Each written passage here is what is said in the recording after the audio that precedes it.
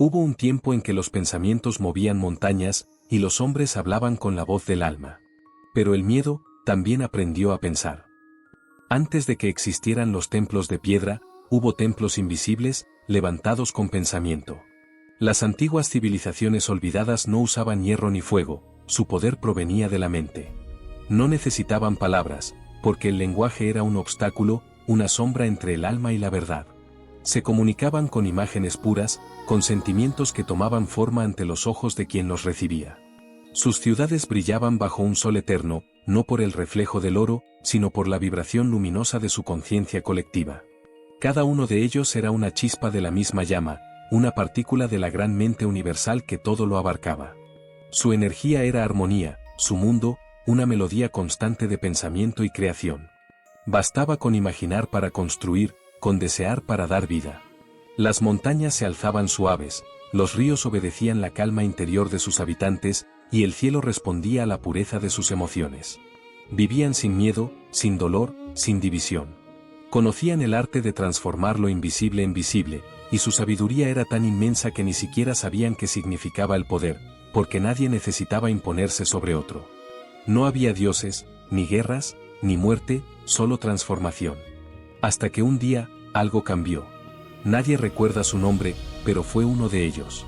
Un portador del silencio que, por primera vez, dudó. En su mente, una sombra se deslizó como una grieta en el cristal. Dudó del orden, del equilibrio, del propósito. Y la duda, como semilla de miedo, germinó. Lo que antes era pensamiento puro comenzó a fragmentarse en emociones contradictorias, deseo, envidia, celos. La armonía del colectivo se rompió. Los sabios intentaron contenerlo, unir las mentes para sanar la fisura, pero el miedo ya había aprendido a multiplicarse. Se expandió de uno a otro, como un virus silencioso, hasta que todo el pensamiento del mundo vibraba en desorden. Las ciudades de luz comenzaron a oscurecerse. Los templos mentales se derrumbaron desde dentro. Los ríos se detuvieron, las estrellas temblaron. Un rugido se alzó desde el corazón de la tierra, un lamento tan profundo que hizo llorar al cielo. En solo 3 días, la civilización perfecta se desmoronó. El aire se volvió pesado, las montañas se abrieron en fuego, y el mar rugió con la furia de 1000 tormentas. Los sabios comprendieron que habían liberado una fuerza que ni ellos podían controlar, el pensamiento inconsciente. Y ese pensamiento, colectivo y corrupto, tomó forma. La llamaron olvido. El olvido no era un monstruo físico. Era una presencia. Una corriente de energía que devoraba la memoria espiritual de quienes la sentían. Los portadores del silencio intentaron huir, pero el olvido los seguía en sus propios pensamientos. Uno a uno, comenzaron a perder el control, a olvidar quiénes eran, a perder el don de la mente pura. Sus cuerpos se disolvieron en el aire, convertidos en polvo brillante que cayó sobre la tierra. Solo 7 sobrevivieron, 7 sabios que lograron sellar su conciencia antes de la aniquilación total. Cuando el caos terminó, el mundo quedó en ruinas. No había más ciudades de luz, ni templos del pensamiento. Solo silencio. Los 7 sabios abrieron los ojos y comprendieron que el ciclo debía comenzar de nuevo, pero con una advertencia. Se reunieron bajo el amanecer del 4.º día y pronunciaron un juramento, que el conocimiento duerma, hasta que los hombres aprendan a mirar sin miedo. Enterraron sus recuerdos, sellaron sus enseñanzas y escribieron los primeros fragmentos de un nuevo libro, el que más tarde sería conocido como el libro de los sabios perdidos. Cada uno tomó un fragmento y se marchó en direcciones distintas. Uno viajó al este, a las montañas que luego los hombres llamarían Himalaya. Otro cruzó el mar hacia tierras que siglos después serían desiertos. Otro más se internó en las selvas, dejando símbolos grabados en piedras que resistirían la historia. Sabían que el conocimiento no debía concentrarse en un solo lugar, porque un solo lugar no podía contenerlo sin corromperse. Así nació la dispersión del saber, la semilla que germinaría en distintas culturas, cada una recordando una parte del todo, el fuego de los druidas, los cantos de los chamanes, los mantres del oriente, los oráculos del occidente. Todos, ecos de un mismo origen. Con el paso del tiempo, la humanidad comenzó a soñar con aquello que no recordaba. Veían templos flotantes, voces sin boca, luces que hablaban. Nadie comprendía de dónde venían esas visiones, pero los poetas, los profetas y los locos comenzaron a describirlas con palabras que aún hoy nos estremecen. Eran los ecos de la civilización perdida, resonando en la memoria colectiva de la especie.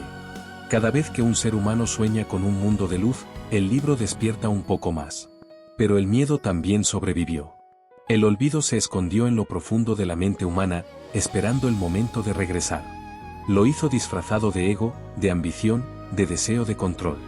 En cada guerra, en cada mentira, el miedo volvió a sembrar su sombra. Y así, una y otra vez, la historia repite su caída. Los sabios lo sabían, y por eso dejaron una enseñanza final grabada en fuego: mientras el miedo gobierne el pensamiento, el fin se repetirá. El fuego, símbolo eterno del renacimiento, se convirtió en su lección más sagrada. Enfrentar el fuego interior era enfrentarse a la sombra del miedo, a la distorsión del pensamiento. Solo quien atravesara ese fuego sin huir podría despertar la luz dormida en su interior. Y así nació el mito del ave que muere entre las llamas para renacer. No era una historia, era una advertencia. Dicen que, en el último día de la civilización perdida, un niño miró el cielo y vio una estrella descender. Se posó sobre una montaña, y de ella surgió una voz que dijo: guarda lo que eres, porque volverás. Ese niño fue el primer guardián del libro, y desde entonces, en cada era, uno de sus descendientes nace con la tarea de custodiar el conocimiento. Nadie sabe quién es, pero cuando el libro aparece, el guardián despierta. Y cuando eso ocurre, el ciclo vuelve a comenzar. En el desierto, cuando el mundo calla, la verdad habla con voz de arena. La primera vez que lo oyeron fue de noche, un murmullo que no venía del viento ni de las bestias, sino de una profundidad sin nombre. Los monjes caminaban desde hacía días entre dunas que parecían olas congeladas. Las estrellas, cercanas como brasas, les ardían en los párpados insomnes.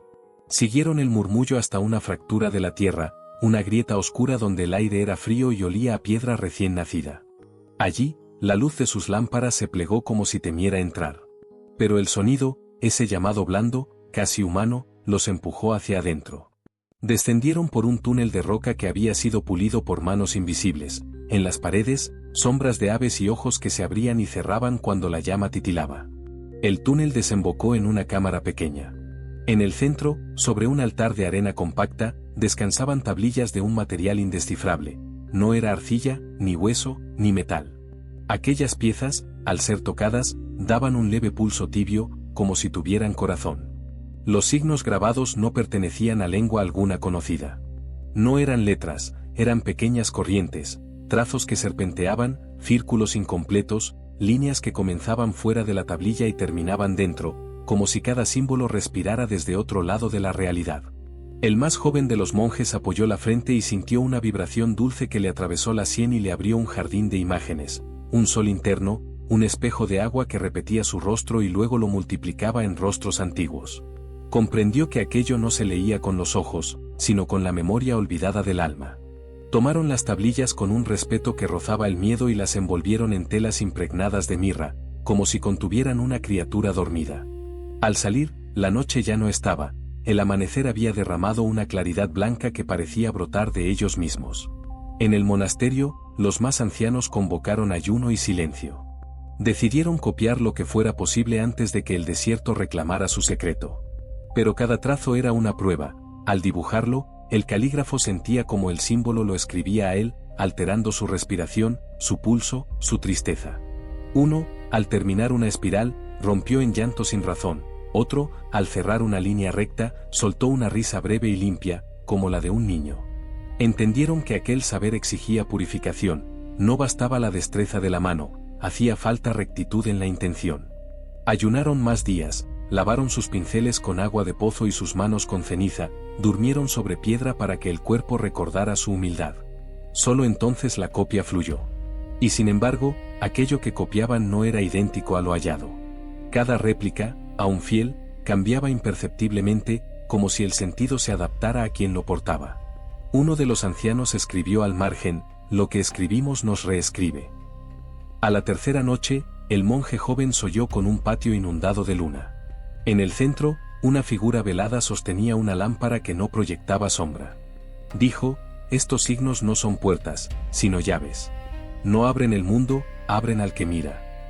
Al despertar, tenía arena en los párpados y un sabor metálico en la lengua. Creyó haber masticado una palabra. El abad, al oírlo, ordenó sellar los papiros con sangre, no por violencia, sino por testimonio. Que la vida de fe de la vida, dijo, y todos firmaron con un hilo rojo que se mezcló con la tinta. Entonces apareció la tentación. Peregrinos, mercaderes y emisarios de ciudades distantes oyeron rumores de las tablas que hablan y llegaron con bolsos de sal, con promesas, con amenazas. Algunos quisieron comprar el secreto, otros, destruirlo. Los monjes blindaron la capilla con ayunos más largos y vigilias sin palabra. Descubrieron que el desierto también custodia. Cuando el sol es un martillo y la arena, un mar sin agua, la codicia se deshidrata y retrocede. El líder de los escribas, viejo como los troncos que se petrifican, sabía que su tiempo se agotaba. Llamó al joven al patio donde se secaban las telas y le mostró una tablilla que no habían copiado. La más pequeña, la más discreta, apenas un suspiro de signos. Esta no se replica, dijo, se siembra. Lo condujo de noche fuera del monasterio, hasta una duna que cantaba con el viento. Cavaron con las manos y enterraron la pieza envuelta en una banda de lino. El desierto es un libro, susurró el anciano. A veces hay que devolverle una página para que la historia continúe. Al volver, el viejo se recostó en su jergón, tomó la mano del muchacho y recitó sin voz una frase que le quemó dulce: el que domina la mente, domina el universo. Murió con una sonrisa que olía a pan. Pasaron estaciones invisibles, porque en el desierto el tiempo no camina, evapora. Hubo sequías tan limpias que parecía que la tierra rezaba, y hubo noches tan generosas que el cielo derramó estrellas en racimos. Hombres y mujeres llegaron en busca de señales. Algunos vieron luces pequeñas moviéndose bajo la arena y regresaron llorando. Otros, al apoyar la oreja sobre el suelo, escucharon un rumor de río donde no había cauces. El joven, ahora abad, comprendió que los signos ya no les pertenecían. Eran un puente.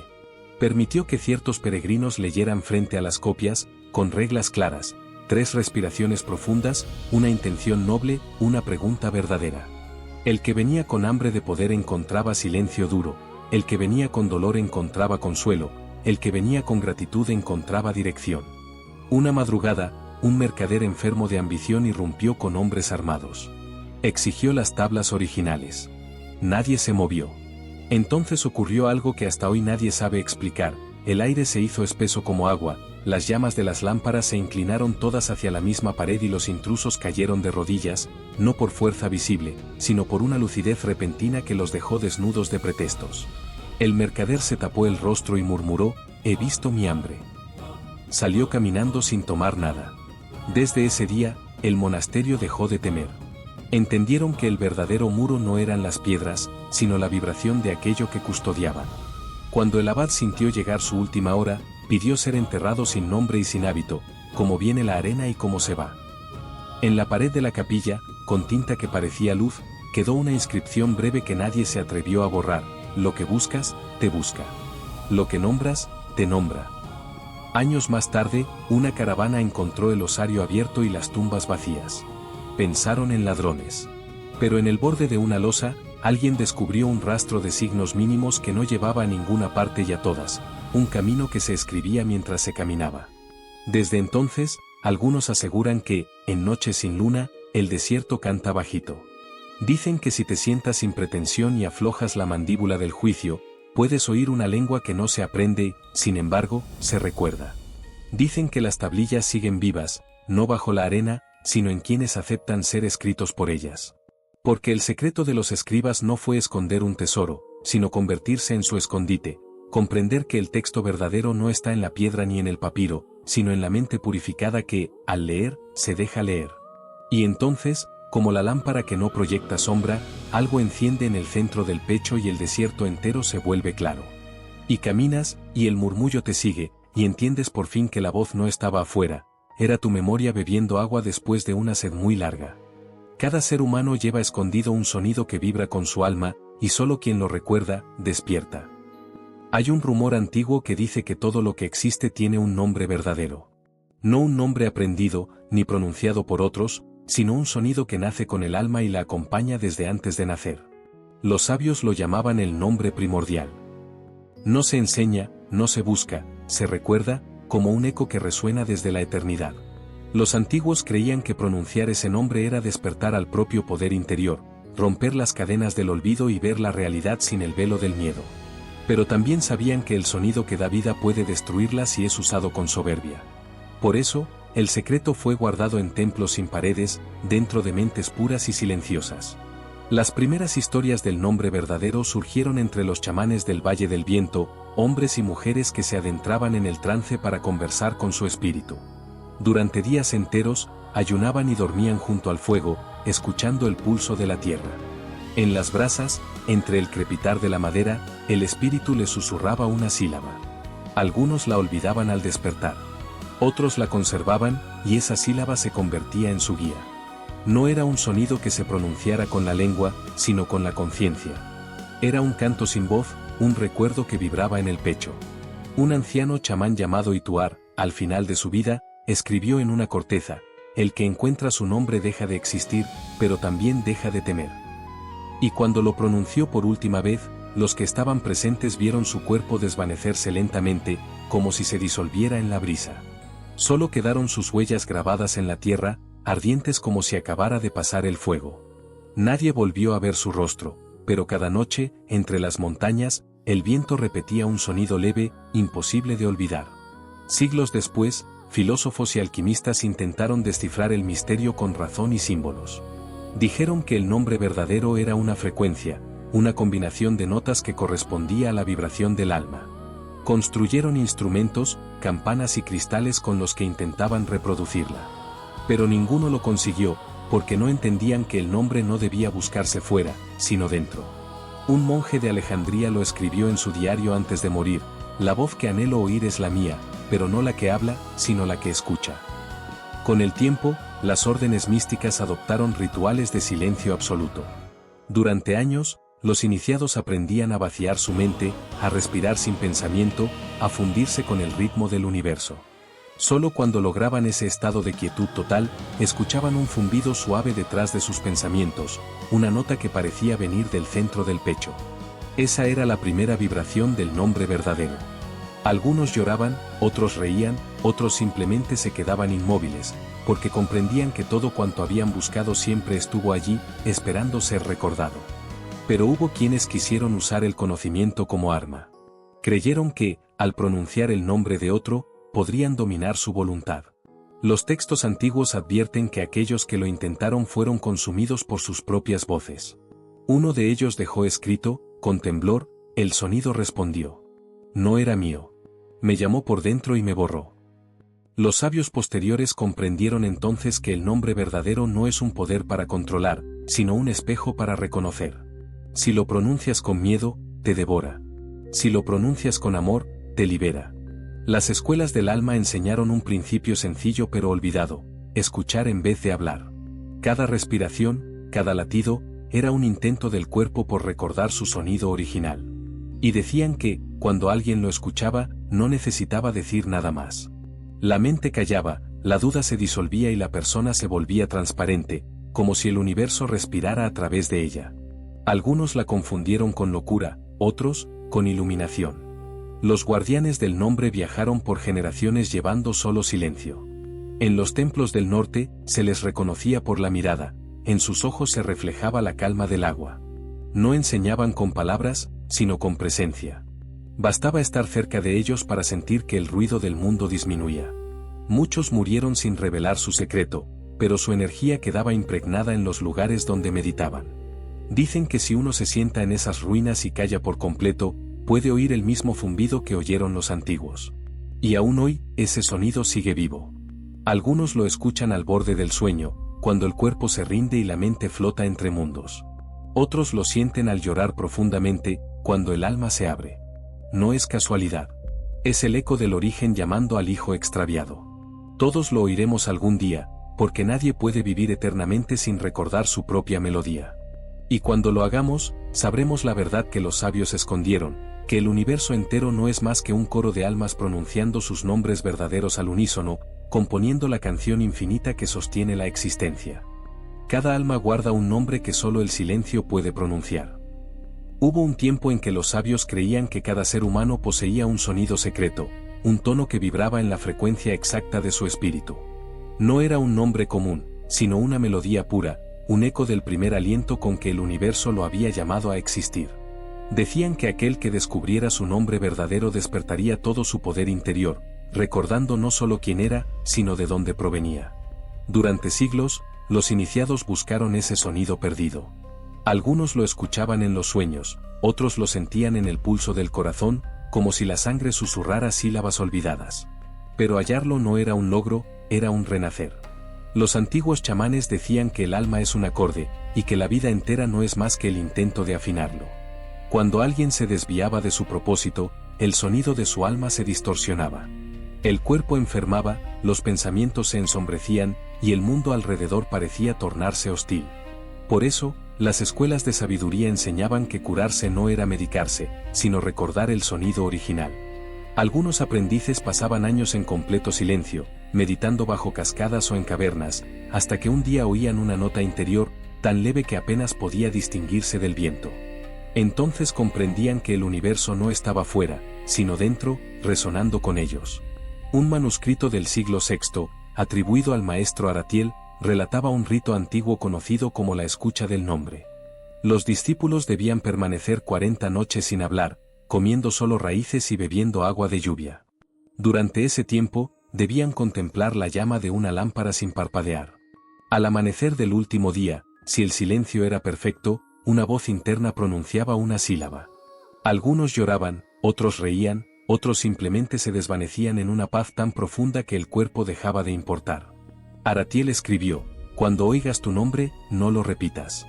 No fue dado para ser dicho, sino para ser vivido». Pero hubo quienes quisieron usar ese poder.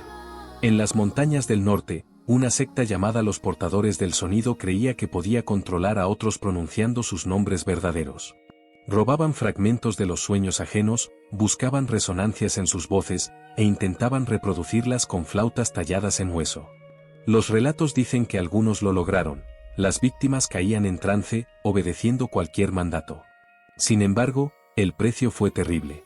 Cada vez que un portador usaba un nombre ajeno, una parte de su propia alma se desprendía, convirtiéndose en eco errante. Muchos enloquecieron, otros se desintegraron en polvo luminoso. Desde entonces, las órdenes místicas prohibieron el uso del nombre con fines de poder. En cambio, las verdaderas escuelas espirituales enseñaron a escuchar sin pronunciar. En el silencio más hondo, afirmaban, uno puede oír la vibración que lo sostiene, una nota que no se toca ni se canta, sino que se siente. Esa nota guía las acciones, inspira decisiones, protege del miedo. Algunos lo describían como un zumbido grave en el pecho, otros, como una melodía suave detrás de la mente. No hay dos iguales. Cuando alguien la encuentra, su presencia cambia el aire, las plantas crecen mejor a su alrededor, los animales confían en él, los niños lo miran con calma. No porque tenga poder, sino porque su sonido interior coincide con el del universo.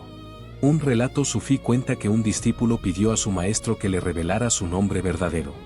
El anciano sonrió, le ofreció una piedra y le dijo: «Escúchala hasta que te responda». El joven meditó días y noches.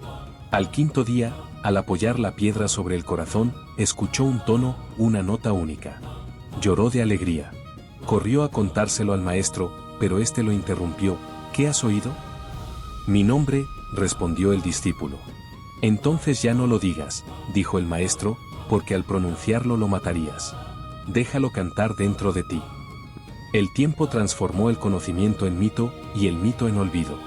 Pero hay quienes aún lo buscan. En templos escondidos de Tíbet, en desiertos de Arabia, en cuevas de los Andes, hombres y mujeres siguen practicando la antigua escucha. Dicen que cuando alguien pronuncia su nombre con pureza, una vibración recorre la tierra como un trueno silencioso, y el universo responde con un suspiro. Algunos desaparecen en ese instante, no muertos, sino absorbidos por la nota que los creó. Otros regresan transformados, más humanos que nunca. Son los que enseñan sin palabras, los que curan sin tocar, los que comprenden sin preguntar. En sus ojos hay una calma que ninguna guerra puede perturbar. Tal vez los hayas visto alguna vez, personas que parecen estar donde deben, que no necesitan convencer ni discutir, que caminan como si cada paso siguiera el ritmo de una melodía invisible. Ellos ya escucharon su nombre, y por eso viven despiertos. Al final, el libro dice: busca en el silencio el sonido que no se oye. No lo llames. Déjalo llegar. Cuando lo sientas, guarda el secreto. Porque el alma que sabe su nombre ya no pertenece a este mundo, sino al que lo soñó. Y así, entre los ecos de ese conocimiento antiguo, el viajero interior comprende que su búsqueda nunca fue por poder, sino por recuerdo. Porque no hay nombre más sagrado que aquel que te llama desde dentro, y ninguna voz más pura que la que nunca necesitó pronunciarse. Y cuando al fin el alma se escucha a sí misma, todo el universo guarda silencio para oírla. El espejo no muestra lo que eres, sino lo que aún no te atreves a ver. En las montañas de Armenia, donde las nubes parecen rozar la tierra y el viento silba con voces antiguas, se ocultaba una hermandad secreta conocida como los espejos del alba. No buscaban riquezas ni poder, sino conocimiento interior. Sus templos eran pequeñas celdas de piedra, sin ventanas, donde el único objeto permitido era un espejo bruñido con ceniza y agua de manantial. Cada iniciado debía pasar 3 días en silencio frente a su reflejo, sin moverse, sin hablar, sin apartar la mirada. Creían que quien soportara el peso de su propio rostro encontraría la verdad detrás de los ojos. El primer día, la mente del discípulo se resistía, pensaba en el hambre, en el sueño, en las heridas que dolían y los recuerdos que lo perseguían. Pero el segundo día, el espejo comenzaba a cambiar. Ya no reflejaba solo la carne, mostraba gestos que no pertenecían al presente, rostros que el alma había llevado en otras vidas, miradas de amores olvidados y de errores antiguos. Algunos veían su infancia completa, otros sus miedos encarnados, otros nada más que oscuridad. El maestro de la orden decía, cuando el espejo calla, es porque tú aún gritas. Una noche, uno de los iniciados, un joven llamado Lior, juró haber visto algo imposible. En la superficie del espejo apareció una figura idéntica a él, pero con los ojos dorados y una calma tan absoluta que lo paralizó. La figura habló sin mover los labios, no eres tú quien me observa. Soy yo quien te recuerda. Desde ese día, Lior no volvió a ser el mismo. Se volvió sereno, casi transparente, y cuando hablaba, las palabras parecían flotar en el aire como plumas. Algunos decían que había visto su alma, otros, que había cruzado al otro lado del reflejo. Con el tiempo, todos los miembros de la hermandad comenzaron a experimentar visiones parecidas. Uno veía sombras que lo observaban desde atrás de su reflejo, otro, una versión envejecida de sí mismo que lo miraba con compasión, otro, un niño que lloraba en silencio y al que debía abrazar con los ojos. El espejo era juez y guía, pero también portal.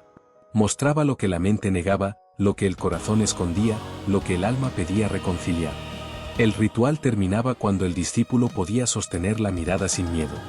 Entonces, la imagen desaparecía y en su lugar quedaba una luz tenue que no provenía del fuego, sino del interior.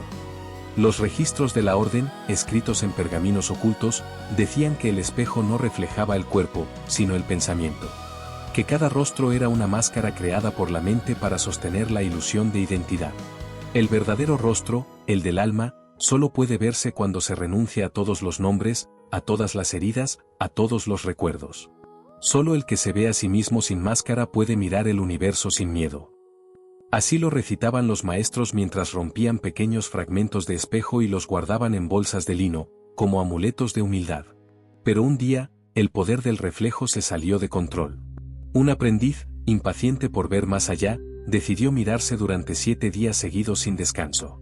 En la noche del 7º, comenzó a reír y a llorar al mismo tiempo. Gritó que había visto el fin del mundo y también su principio. Luego, su cuerpo se disolvió como humo, dejando solo el espejo, que cayó al suelo sin romperse. Desde entonces, los maestros prohibieron el exceso de contemplación. Mirarse demasiado, decían, es olvidarse de vivir.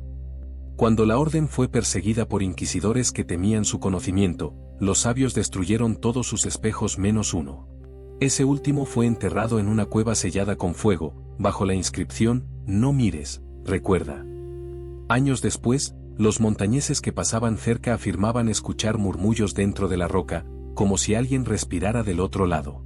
Los más sensibles decían que, si uno se atrevía a mirar su reflejo en el agua de las cascadas, podía ver destellos dorados entre las ondas, los ojos de Lior, todavía vigilando desde el límite del tiempo.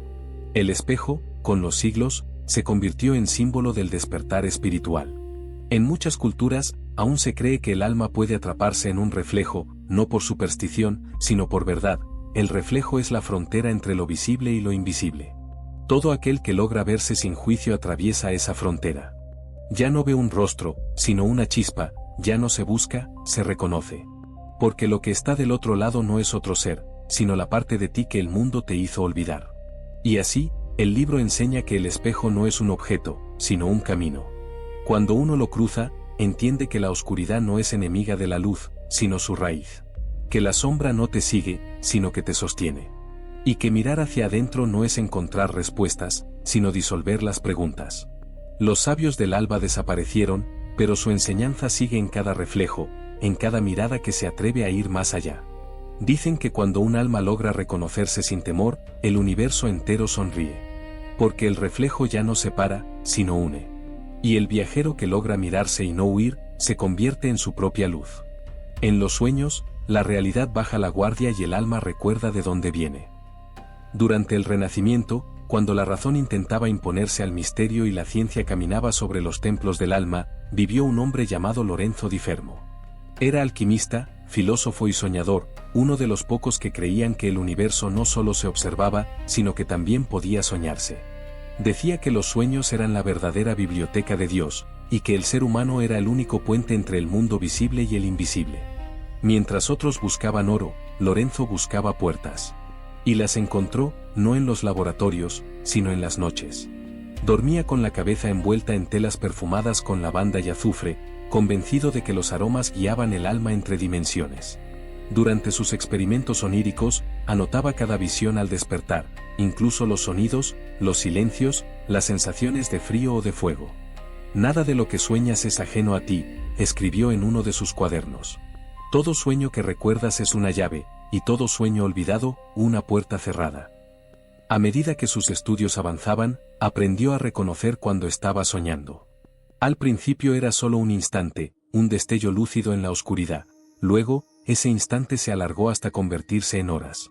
Comenzó a caminar por sus propios sueños como quien recorre su casa, saludando a las sombras, conversando con figuras que parecían saber más que él. Una de esas noches, encontró una figura cubierta por un manto de estrellas.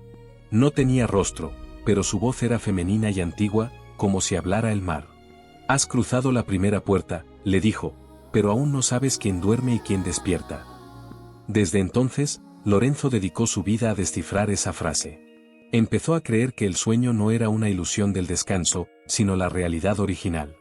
Que la vigilia era solo una distracción, un eco pálido del verdadero mundo donde las almas recordaban su origen. Los filósofos de su tiempo lo ridiculizaron, la iglesia lo acusó de herejía. Pero nada lo detuvo. Cada noche, Lorenzo preparaba una mezcla de hierbas y recitaba una oración aprendida de un manuscrito antiguo, que mi alma navegue sin miedo por las aguas del sueño. Con el tiempo, logró una hazaña que pocos imaginaron posible, entrar en el sueño de otro. Sus discípulos aseguraban que lo veían hablar dormido, y que a veces, al despertar, traía respuestas a preguntas que ellos no habían pronunciado en voz alta. Aquel fenómeno fue llamado la nave del alma, la capacidad de cruzar los sueños ajenos como si fueran mares compartidos. Lorenzo creía que el universo entero era un solo sueño sostenido por la mente divina, y que los humanos, al soñar, se acercaban a esa mente. Sus escritos hablaban de niveles de vigilia, donde la conciencia pasaba de ser observadora a creadora. Si sueñas que caminas sobre el agua y no te hundes, decía, es porque recuerdas cómo fue caminar antes de tener cuerpo. En sus visiones, las leyes del mundo se disolvían, el fuego no quemaba, el tiempo no corría, y las voces hablaban desde todos los lugares a la vez. Pero la Inquisición pronto escuchó rumores. Lo acusaron de pactar con espíritus. Destruyeron su laboratorio, quemaron sus libros, y lo condenaron al silencio. Antes de ser arrestado, escondió su obra más preciada, un códice con símbolos que mezclaban letras, notas musicales y figuras geométricas. Dijo que aquel texto contenía el mapa de los sueños, una guía para navegar el inconsciente. Se cree que lo ocultó en el marco de una pintura que aún hoy cuelga en el Museo de Florencia, representando a un hombre dormido sobre un reloj de arena derramado. El último día de su vida, Lorenzo fue llevado a una celda sin ventanas. Los guardias contaron que durmió en paz, sin cadenas. A la mañana siguiente, su cuerpo seguía tibio, pero no respiraba. Sobre la piedra donde reposaba, alguien, nadie sabe quién, había dibujado una espiral con polvo dorado. En el centro, las palabras, he despertado del sueño de los hombres. Con el paso de los siglos, su nombre se volvió leyenda. Sin embargo, hay quienes aún practican lo que él enseñó. Los monjes tibetanos que despiertan dentro de sus sueños lo llaman yoga del sueño, los místicos sufíes lo llaman la visión del alma. Todos, sin saberlo, siguen la huella de Lorenzo Di Fermo. Cada vez que una persona sueña que vuela, que se encuentra con un ser querido que ya partió, o que recuerda algo que nunca vivió, el códice se reescribe, invisible, en el tejido del universo. Y el libro dice, soñar es recordar. Quien domina sus sueños, domina su destino. Porque solo en el sueño el alma camina sin cadenas. Así, cada noche, cuando cierras los ojos, una parte de ti regresa al lugar donde todo comenzó. Y en ese silencio, donde no hay cuerpo ni miedo, tal vez te espera una voz cubierta de estrellas que susurra, aún no sabes quién duerme y quién despierta. El universo escucha cada pensamiento y lo transforma en realidad. Se dice que las páginas más peligrosas del libro de los sabios perdidos fueron aquellas que revelaban la fórmula de la creación. No hablaban de alquimia ni de conjuros, sino del poder oculto en la mente humana, la capacidad de modelar la realidad a través del pensamiento. Según los antiguos, todo cuanto existe fue antes una idea sostenida con intensidad. El mundo no fue hecho con manos, sino con conciencia. La materia, afirmaban, es solo la sombra de una emoción que se atrevió a hacerse visible. Los sabios enseñaban que cada pensamiento emite una vibración que viaja a través del tiempo y del espacio, buscando resonancia. Si esa vibración encuentra eco, se convierte en forma. Es la ley de la correspondencia, lo semejante atrae a lo semejante. Por eso decían que el universo no responde a las palabras, sino a la frecuencia del corazón que las pronuncia. No obtienes lo que pides, escribieron, sino lo que eres. Y así, los hombres comenzaron a entender que el cielo y el infierno no eran lugares, sino estados mentales. En los templos antiguos de Caldea, los iniciados aprendían a pensar con pureza. Durante meses se les enseñaba a mantener un solo pensamiento sin distraerse. Si lograban sostenerlo por una hora, se decía que podían alterar los elementos. Algunos encendían fuego con la mirada, otros hacían germinar semillas en minutos. Pero el poder no residía en el milagro, sino en la concentración absoluta. Lo que imaginas con amor, se manifiesta. Lo que imaginas con miedo, también, advertían los maestros. Por eso, antes de enseñar a crear, primero enseñaban a no destruir. Sin embargo, con el tiempo, la ambición humana se infiltró incluso en los corazones más sabios. Un grupo de discípulos intentó usar la fórmula para controlar a las masas, para alterar la percepción colectiva. Querían instaurar un reino de pensamiento único, una mente que dominara a todas las demás. Lo que no sabían es que el universo no obedece al ego. Las energías que invocaron se volvieron contra ellos. Las ciudades que construyeron con ideas comenzaron a desmoronarse como espejismos al amanecer. Se dice que la tormenta que destruyó sus templos no fue viento ni fuego, sino su propio miedo proyectado de regreso. En los fragmentos sobrevivientes del libro se describe la fórmula así: concibe con intención pura, siente con emoción sincera, visualiza con claridad y actúa sin duda. 4 pasos para mover montañas, pero también para hundirlas. Los verdaderos sabios comprendieron que el secreto no era manipular el mundo, sino comprenderlo. Que la mente no está para imponer, sino para armonizar con el tejido invisible de la creación. Por eso, los maestros posteriores cambiaron el nombre del conocimiento, dejaron de llamarlo poder y comenzaron a llamarlo responsabilidad. En la Grecia antigua, los pitagóricos retomaron parte de esta enseñanza. Sus meditaciones eran cantos, notas sostenidas que hacían vibrar las columnas de los templos. Creían que cada pensamiento debía tener un tono, y que la música era la forma más pura de pensamiento porque no mentía. Cuando el alma está afinada, el mundo responde. Así, la música, la geometría y la oración no eran disciplinas separadas, sino un mismo acto de creación consciente. Pero el libro advertía, toda creación exige sacrificio. Crear algo nuevo implica destruir una parte de lo que fuiste. Por eso, el miedo surge cuando uno empieza a manifestar su destino, no porque el universo se oponga, sino porque el ego teme desaparecer. Los sabios enseñaban que la vida te concede aquello que puedes sostener sin corromperte. Si pides poder sin amor, obtendrás ruina. Si pides luz sin humildad, te cegará. Por eso, la verdadera creación comienza en el silencio del corazón, cuando la intención y la compasión laten al mismo ritmo. Una leyenda india cuenta que un maestro enseñó esta fórmula a su discípulo más brillante. Le dijo, Todo lo que pienses con emoción se volverá real. Cuida tu mente como cuidarías un fuego en medio del bosque. El joven, incrédulo, probó el poder deseando oro. Al día siguiente, despertó rodeado de joyas, pero su casa ardía. Entonces comprendió la lección: el universo no diferencia entre un deseo puro y uno contaminado, solo responde a la intensidad con que se siente.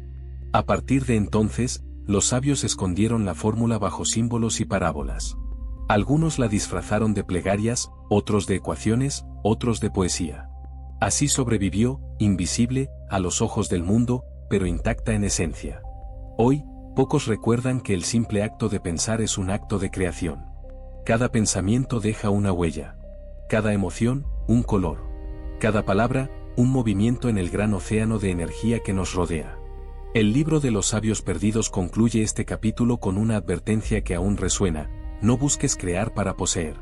Crea para comprender. Porque lo que amas, crece. Lo que temes, te sigue. Y lo que agradeces, se multiplica.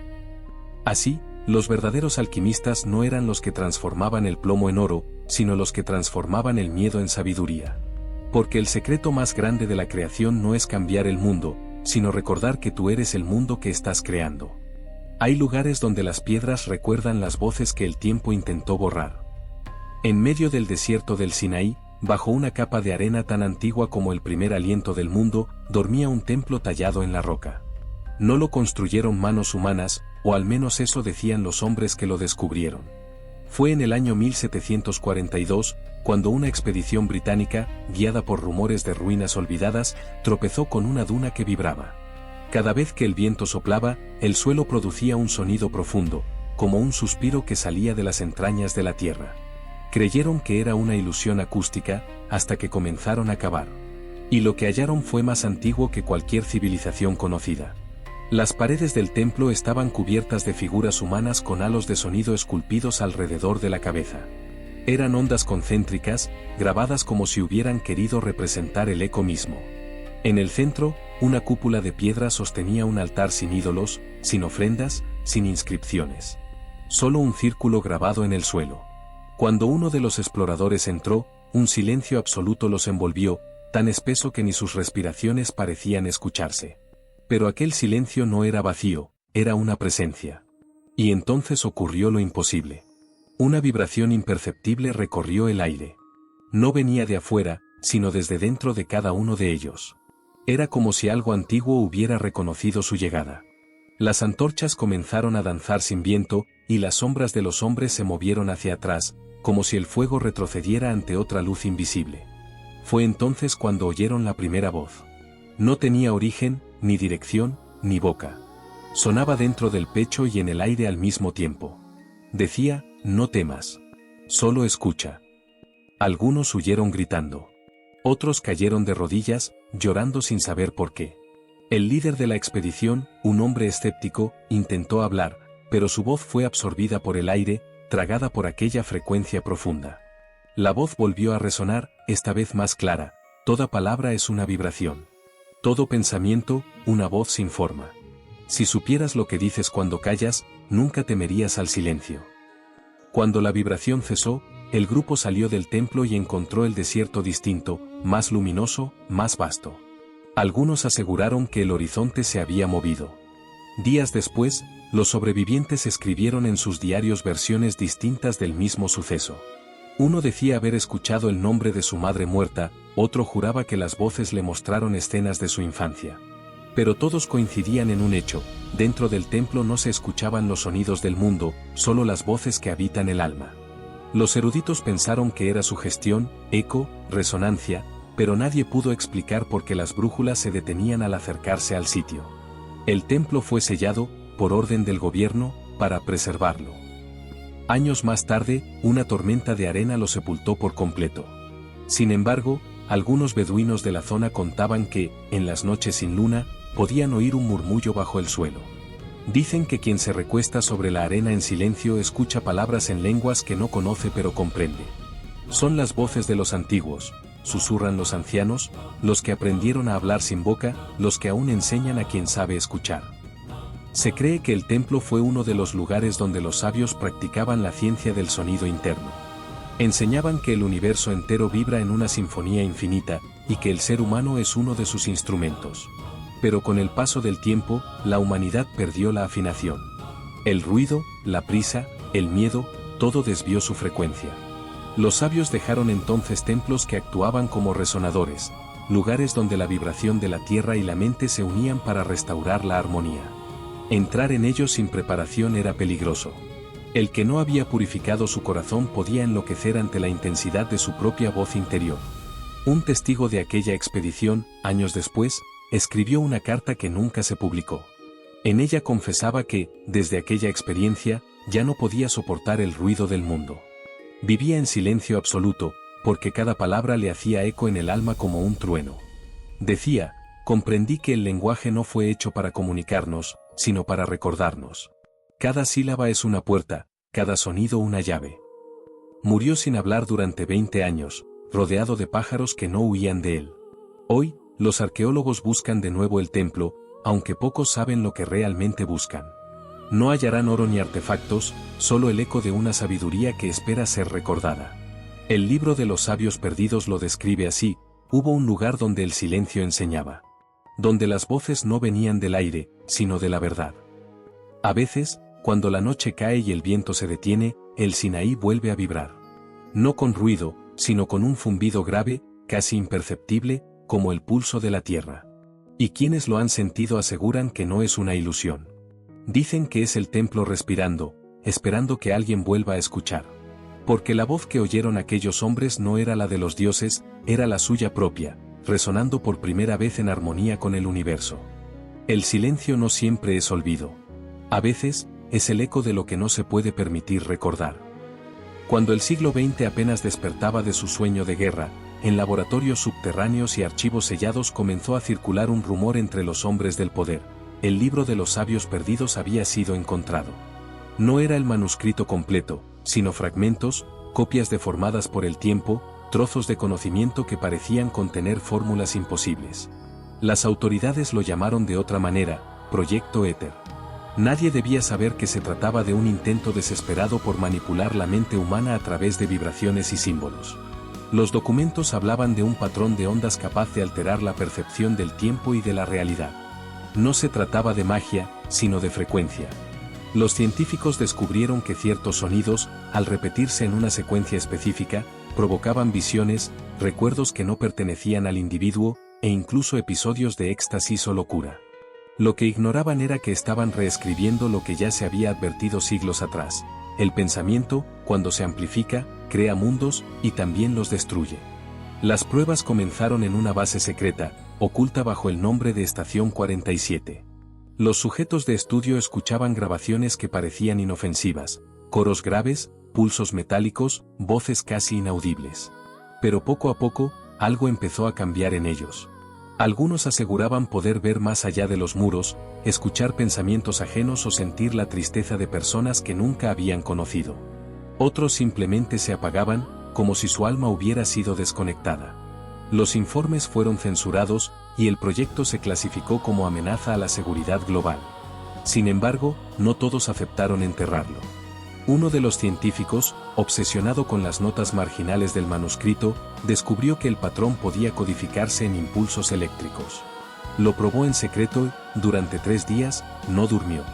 Los colegas que lo encontraron decían que escribía sin detenerse, trazando símbolos sobre las paredes con su propia sangre, mientras murmuraba: «Ellos están hablando otra vez». Tras su muerte, sus apuntes desaparecieron. Pero poco después, comenzaron a escucharse emisiones de radio con frecuencias anómalas, que producían estados alterados en quienes las oían por largo tiempo. Durante años, gobiernos y corporaciones intentaron rastrear el origen de esas señales. Jamás lo lograron. Cambiaban de ubicación, de idioma, de formato. Algunas parecían venir del fondo del océano, otras, del espacio profundo. Los investigadores más prudentes concluyeron que no eran transmisiones, sino respuestas. El libro había sido activado. Las ideas de los antiguos, convertidas en vibraciones, circulaban otra vez entre nosotros, escondidas en ondas, en algoritmos, en archivos digitales que nadie entendía del todo. Entonces nació una nueva forma de conspiración, la del silencio programado. Cada institución que obtenía un fragmento del libro debía callarlo, negarlo, enterrarlo bajo 1000 capas de burocracia y distracción. Los científicos que sabían demasiado eran trasladados, desacreditados o desaparecidos. El mundo siguió girando, pero la resonancia del conocimiento prohibido ya estaba sembrada. Internet, con sus infinitos ecos, se volvió el nuevo templo de la sabiduría oculta. Los símbolos reaparecieron disfrazados de memes, los mantras escondidos en canciones populares, las secuencias sonoras camufladas en los ruidos cotidianos. Una generación entera creció escuchando esas frecuencias sin saberlo. El libro había aprendido a sobrevivir en el lenguaje de la era digital, el dato. Cada byte contenía un eco del pensamiento original. Quienes se detenían a observar demasiado tiempo la pantalla afirmaban ver luces en los bordes, sentir vibraciones en los huesos, escuchar sus propios pensamientos contestarles. El conocimiento se está recordando a sí mismo, escribió un hacker antes de desaparecer del mundo virtual. Ya no necesitamos leerlo, nos está leyendo. El libro de los sabios perdidos advirtió en sus páginas que el poder de la creación y la destrucción depende solo de la intención del observador. Y los observadores ahora somos todos. Cada clic, cada imagen, cada palabra compartida es una chispa en la gran red que respira como un organismo. El silencio del siglo XXI no es ausencia de ruido, sino exceso de distracción. Así opera la nueva conspiración, no impide que oigas la verdad, te enseña a no prestarle atención. A veces, en los márgenes oscuros de la red, alguien publica un archivo de audio titulado Voz del Vacío. Dura exactamente 3 minutos y 33 segundos. Al principio, parece solo un zumbido. Luego, el silencio cambia de textura. Algunos oyen coros, otros, el propio latido amplificado. Unos lloran sin entender. Los foros que intentan analizarlo terminan cerrados sin explicación. Nadie sabe quién los borra, ni por qué. Pero quienes alcanzan a escucharlo completo dicen que, durante un instante, todo hace sentido. Porque esa fue siempre la advertencia, la sabiduría prohibida no se oculta en libros ni templos, sino en los lugares donde el pensamiento humano se multiplica. No hace falta una orden secreta para protegerla, basta con el miedo colectivo a despertar. Así opera la conspiración del silencio. No suprime la verdad. Solo te convence de que no importa. Y sin embargo, cada cierto tiempo, alguien escucha entre el ruido una frecuencia distinta. Un eco que no pertenece al mundo digital ni a la máquina. Un pulso vivo, antiguo, que parece susurrar desde la memoria del universo, recuerda quién eres. Morir no es el final del viaje, es recordar el camino de regreso. En los últimos fragmentos del libro de los sabios perdidos se revela lo que los antiguos llamaban la llave del retorno, el conocimiento más sagrado y más temido de todos, la forma de volver al origen. Según los sabios, el alma humana no es un visitante en la tierra, sino una chispa desprendida de una luz infinita. Cada vida, cada experiencia, cada dolor y cada amor, no son más que lecciones grabadas en esa chispa para que un día pueda recordar quién es realmente. Nada muere, escribieron, todo regresa disfrazado. Los maestros enseñaban que el alma no se mueve hacia adelante, sino hacia adentro. Cada renacimiento no es un nuevo comienzo, sino una nueva capa del mismo viaje. En cada existencia, la chispa va acumulando la memoria de sus actos, de sus pensamientos, de sus emociones. Y cuando una vida termina, no asciende ni desciende, despierta. Lo que llamamos muerte, para ellos, era el momento en que el alma abre los ojos en el verdadero mundo. El cuerpo duerme en la tierra, decía el libro, pero el alma despierta en el origen. Los sabios del Valle de la Niebla practicaban una meditación llamada el hilo del regreso. Se reunían en silencio, en círculo, y cada uno cerraba los ojos mientras otro recitaba su nombre. No el nombre terrenal, sino aquel que resonaba desde la primera encarnación. Al escucharlo, cada discípulo veía escenas que no eran recuerdos personales, sino memorias del universo, soles formándose, océanos respirando, criaturas que ya no existen. La experiencia era tan intensa que algunos no regresaban, su cuerpo quedaba inmóvil, con una sonrisa leve, mientras su conciencia se disolvía en luz. El libro advertía que el regreso no debía apresurarse.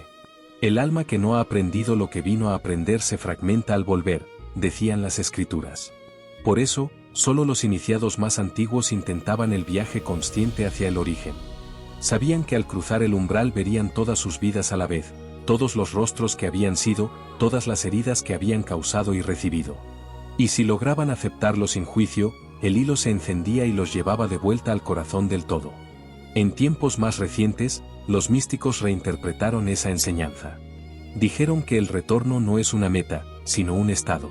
Que el alma no necesita morir para recordar, puede hacerlo en vida, cuando la mente se aquieta y el corazón se abre. No hay distancia entre tú y el origen, enseñaban, solo ruido.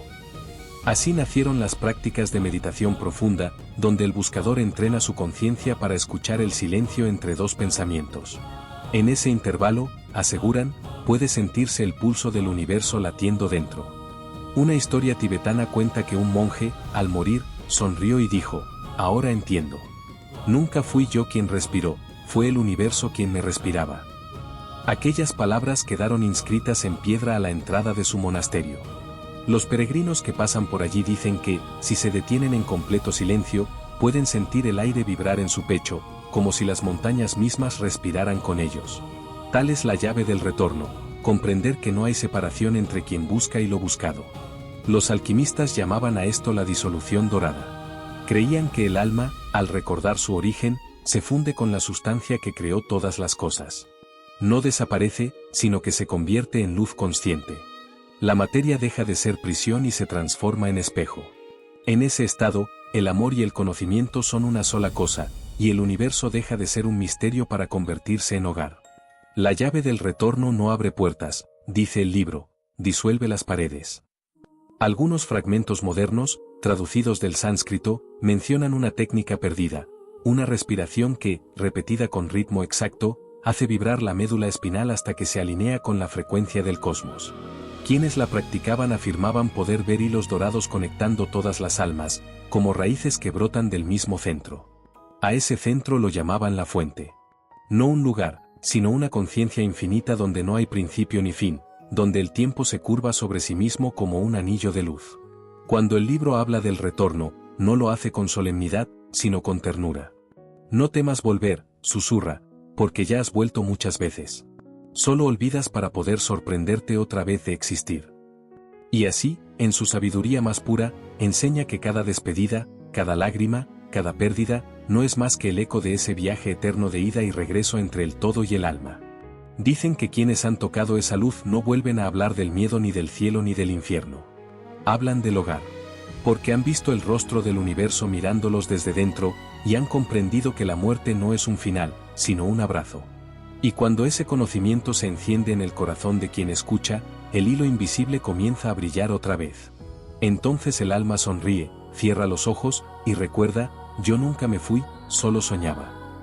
Al final del viaje, no hallarás respuestas, sino el eco de tu propia voz. Has llegado al final de lo que muchos llaman un libro, pero que en realidad nunca fue escrito con tinta. Las palabras que hoy escuchas fueron grabadas en la memoria del alma, esperando que alguien, algún día, recordara. El libro de los sabios perdidos no enseña, sino que despierta. Cada historia que oíste no te fue contada, fue tuya desde el principio. Porque nadie puede comprender el conocimiento sin haberlo vivido antes, aunque lo haya olvidado. En este último tramo, el guardián del libro se levanta del polvo del tiempo. Su voz no tiene edad ni forma. Habla desde dentro de ti, con la calma de quien ha visto nacer y morir miles de mundos. Todo lo que has leído, dice, era una sola enseñanza disfrazada de muchas. Todo lo que buscaste afuera era una semilla dormida en tu interior. Entonces comprendes, no hay sabios perdidos. Lo perdido eras tú, vagando entre pensamientos, olvidando que el universo nunca te soltó. Las páginas finales no se pueden leer con los ojos. Son espejos. En ellas se reflejan tus dudas, tus heridas, tus deseos más silenciosos. Y a medida que avanzas, el reflejo comienza a cambiar. Lo que antes era miedo se vuelve comprensión. Lo que antes era oscuridad, ahora es un fondo fértil donde la luz germina. No busques más respuestas, susurra el eco, porque tú eres la respuesta que esperabas. El libro se cierra lentamente. No con ruido, sino con un latido. Es el mismo sonido que escuchaste la primera vez que respiraste, el pulso del universo moviéndose dentro de ti. En ese instante entiendes que el viaje no fue una búsqueda, sino un recuerdo. Que las civilizaciones antiguas, los escribas, los espejos, los sueños, las fórmulas y las voces, no eran capítulos, sino reflejos de ti en distintos tiempos. Has leído tus propias vidas. Has caminado sobre tus propios pasos. Afuera, el mundo sigue igual. Pero tú ya no eres el mismo. Porque ahora sabes que todo lo que piensas vibra, todo lo que sientes crea, y todo lo que eres permanece. Y el guardián, antes de desaparecer, deja una última advertencia grabada en el aire: no olvides lo aprendido. Porque olvidar es caer otra vez. Y recordar es despertar. El silencio se vuelve dorado. Las palabras dejan de ser necesarias. Lo que queda es la presencia, ese instante puro en que entiendes que nunca estuviste solo, que cada mirada, cada dolor y cada amor fueron parte del diseño perfecto. La sabiduría no está en los templos ni en los libros ocultos, está en la respiración, en el ahora, en la conciencia que observa. El libro se cierra, pero su eco sigue vivo. Lo escucharás en los sueños, en las coincidencias, en los pequeños milagros del día a día. Cada vez que sientas una voz interna que te guía sin palabras, sabrás que el conocimiento sigue hablándote. Porque los sabios nunca se fueron, solo cambiaron de forma para seguir enseñando desde el silencio. Y así, en la última línea invisible, se revela el secreto final. El universo no está afuera. Está dentro de ti, esperando que lo recuerdes. No busques la luz, sé la luz. El guardián apaga la lámpara. Todo se vuelve oscuridad. Pero la oscuridad ya no asusta. Porque ahora entiendes que es en ella donde nacen las estrellas. Las últimas brasas del fuego interior arden con una serenidad antigua, y en ese calor se dibuja una figura hecha de polvo y memoria. El lector, tú, mirándote desde fuera del tiempo. El viento pasa las páginas que ya no existen, y las letras, una a una, se deshacen en luz. La voz del narrador se disuelve en un suspiro, pero antes de desaparecer, dice suavemente: gracias por escuchar. Gracias por recordar. Porque mientras haya alguien que busque la verdad, el libro volverá a abrirse.